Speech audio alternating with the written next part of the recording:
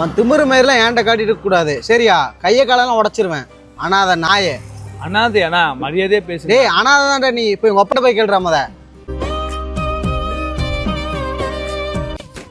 அப்பா ஏன்டா இப்படி ஓடி வர? அப்பா உங்ககிட்ட ஒன்று கேட்கணும்ப்பா. என்னடா?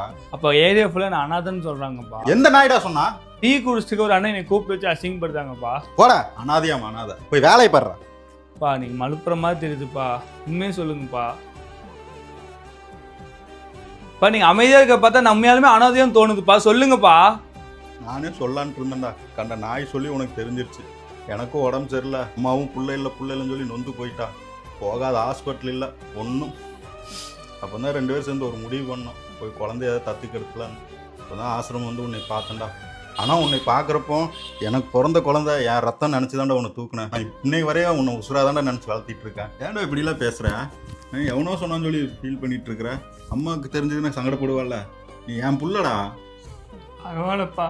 இப்போ நீ என்னை பக்கலையாப்பா. யாரோ ஒருத்தன் சொல்லி தெரிஞ்சிருக்குப்பா எனக்கு. பரவாயில்லப்பா. யார் சொன்ன என்னப்பா? நீ தானப்பா என் அப்பா. எதுவும் நினச்சிக்க மாட்டேன்ப்பா.